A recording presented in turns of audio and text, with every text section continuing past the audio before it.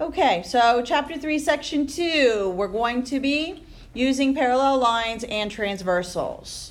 And we're going to see several postulates and theorems based on these parallel lines and the transversal.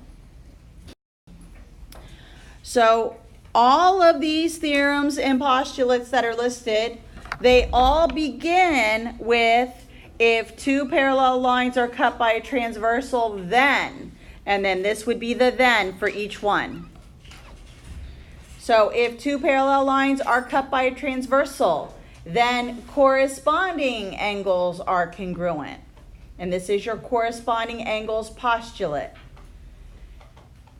If two parallel lines are cut by a transversal, then alternate interior angles are congruent. And this is the alternate interior angles theorem. Then the next one, if two parallel lines are cut by a transversal, then alternate exterior angles are congruent. And this is the alternate exterior angles theorem.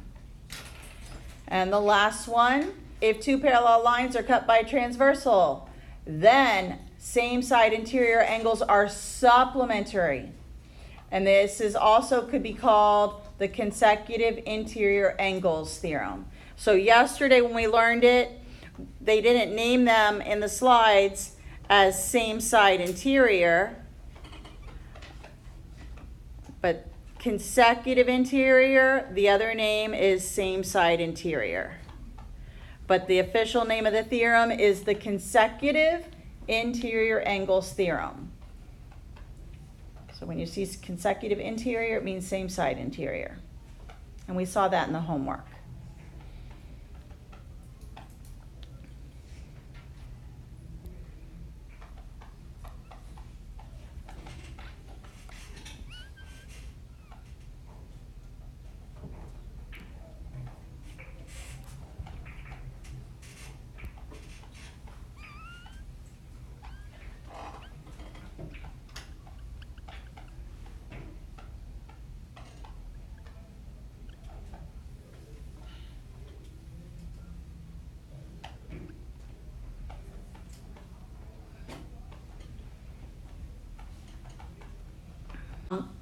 If you wanted to write this like in shorthand notation, you could say if, for example, if I wanted to turn the alternate exterior, we could like abbreviate here. We could say if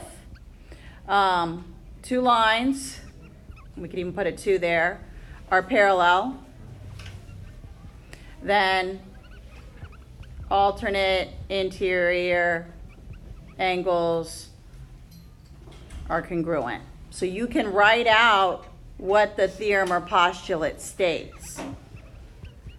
Otherwise, you could have just told me by the alternate exterior angles theorem.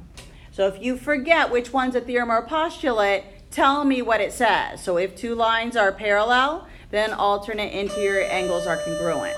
So you could actually state it as a reason in your proof, or you can tell me the bold name here, alternate exterior angles theorem.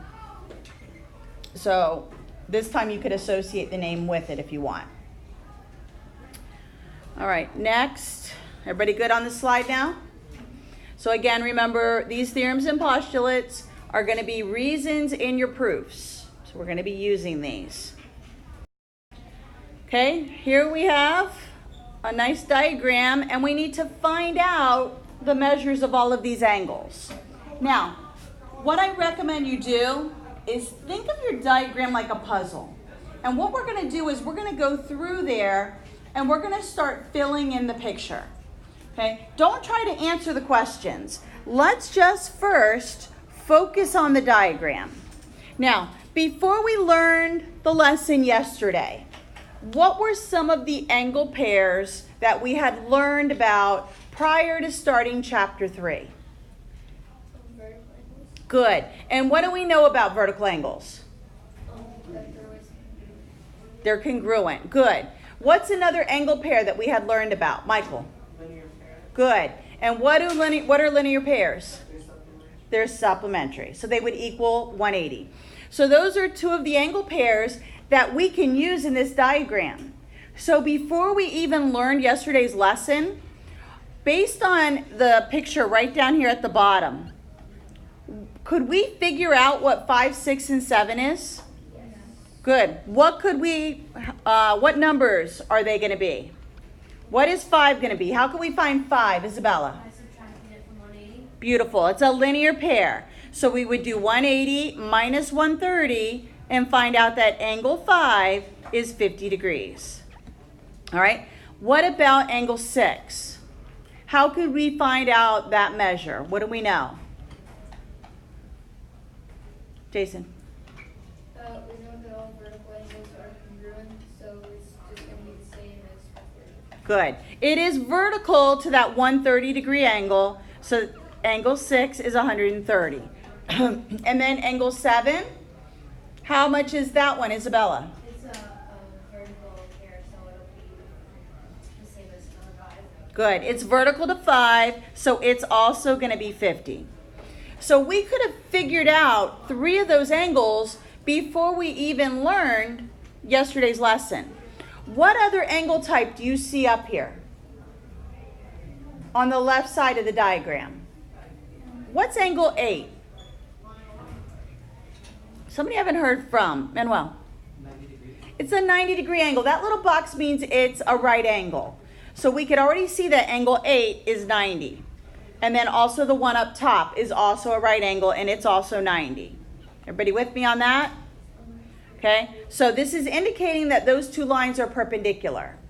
Okay, one other thing that we didn't discuss in the slides yesterday, but I told you when you started your homework, that when you see these little arrows or triangles on your lines, this is indicating that these two lines are parallel. And what we just learned was that when your two lines are parallel and it's cut by transversal, it makes the angles congruent, most of the pairs. Yes? Which line's the transversal? The transversal here is this one right here. There's two transversals here. Okay, so there's this transversal here, and then there's also this one. So this figure actually has two transversals in it. Yes? So the interior angles will only be 8, 3, and 5?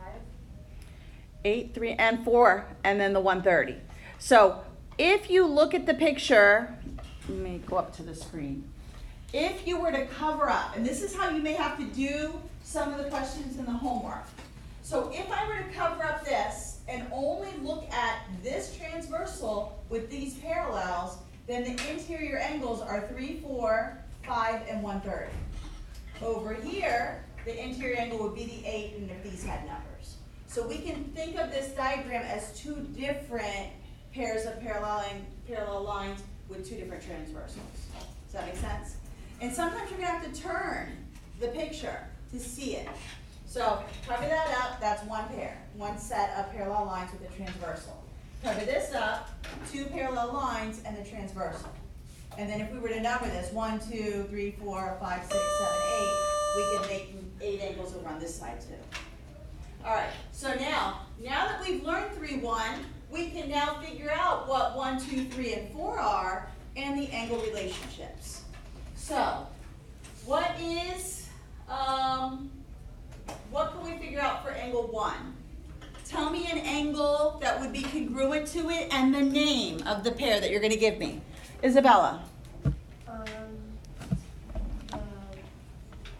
Corresponding angles 1 and 5.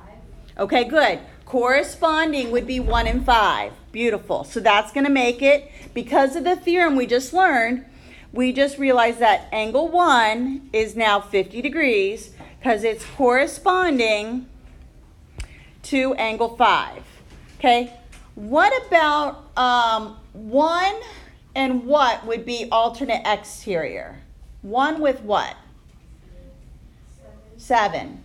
Okay? And that's all we're going to do on that part. Okay.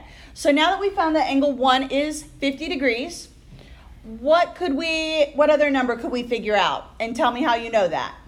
Jason. You can find angle 4 because it's vertical. Beautiful. Okay. Now, angle 4, can you give me another pair? One of the vocab words? It's corresponding to angle 7. Good. Corresponding to 7. Is there another one? That's a vocab word? It's alternate interior to 5. Good. Alternate interior to 5. Beautiful. All right. Now we got to figure out still angles 2 and 3. How can we find the measure of angle 2 and 3? And which theorem or postulate you want to use, Manuel? Well, angle 2 is corresponding to 130. Good. Angle 2 is corresponding to the 130 right here. So this is also, they're congruent. So angle 2 is also 130. All right. Angle 2, can you tell me which angle it matches with for alternate exterior? 2 is alternate exterior to what number? Valentina? 6. Good. All right. What's the measure of angle 3? And how do you know that? Kelly? It's 130 because it's vertical to angle 2. Good. It's vertical to 2. It's also corresponding to 6. And it's also alternate interior to that other 130. So what I recommend you do when you're given a test question or a quiz question on this, fill out the diagram first. Now go over to where you have to fill in all the numbers. And it's super easy. You're just going to look at the diagram. Now, when you're filling in these angle pairs or this figure, notice on that right side, there were only 2 numbers. The answer was either 50 or 130. Now on the other transversal, those are all going to be 90 degrees. So the measure of angle 1 is 50. The measure of angle 3 is 130. I'm just copying these right from my picture. Angle 5 is 50. Angle 7 is 50. Angle 2 is 130. Angle 4 is 50. Angle 6 is 130. And angle 8 is 90 degrees. Everybody good on this and how you fill them in? Perfect.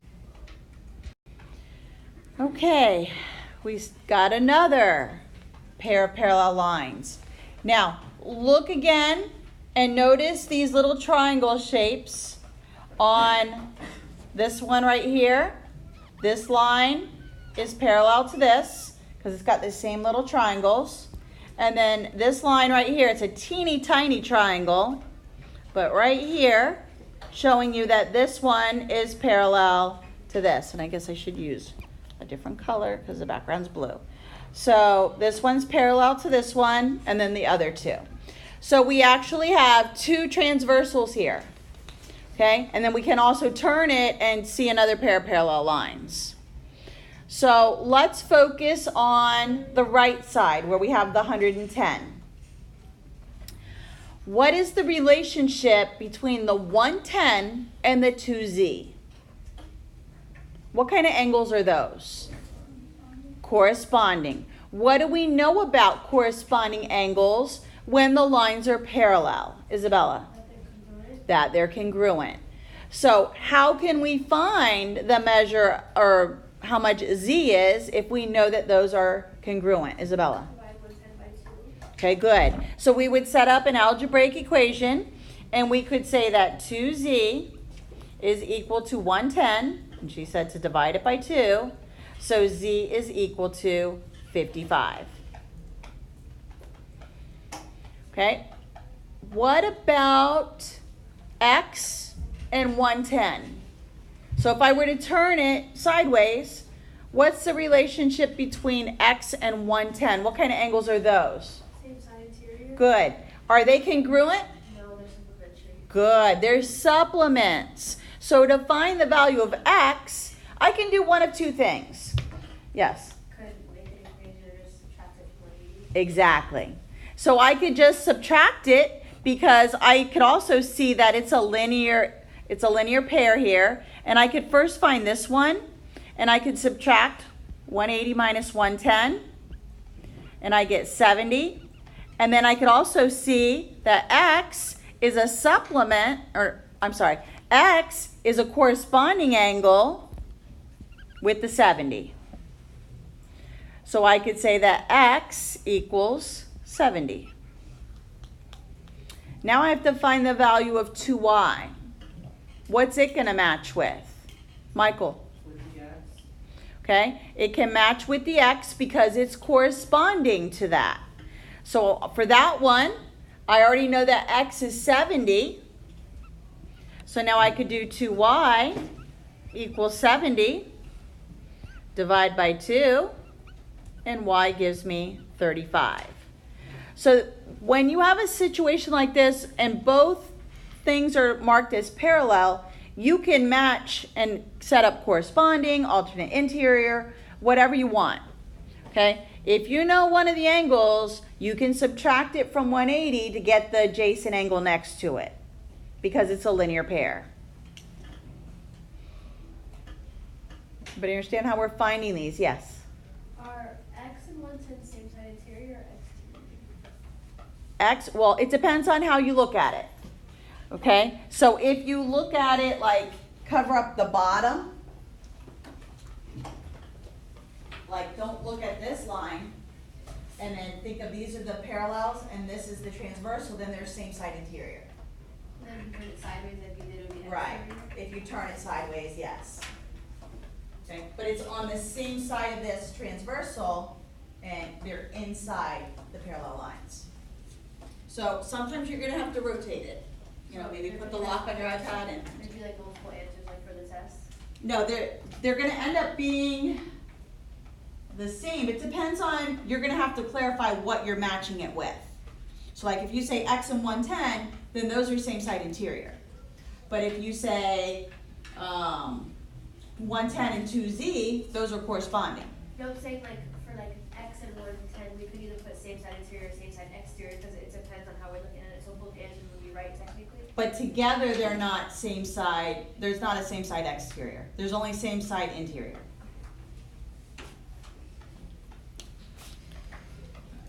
Okay, anybody still need this? All right, let's go on. Last slide. Okay, here we have when sunlight enters a drop of rain. Different colors of light leave the drop at different angles. This process is what makes a rainbow. So for the violet light, the measure of angle 2 is 40 degrees. So I'm going to go ahead and fill that in. Put a 40 here. Notice the little arrows on my yellow lines, or the little triangles. That's indicating that these two lines here are parallel. Okay? And here's my transversal. It's like his line of sight. So what is the relationship between angle 1 and angle 2? What kind of angles are those? Let's say I just extended this. Jason. They're opposite interior, or alternate interior. Alternate interior. What do we know about alternate interior angles? That they're congruent. So if the measure of angle 2 is 40, that makes the measure of angle 1 40. And that's how you would know, because they are alternate interior angles. Because they had the little triangles on the lines indicating that these yellow lines were parallel. Any questions on identifying these angle pairs? Yes. You said the test was on Thursday? Yes. Test is next Thursday. It's on the first 4 lessons of chapter 3. Your homework over the weekend is 3-2, practice B. You can start on it now. You have 15 minutes. If you have questions, come ask.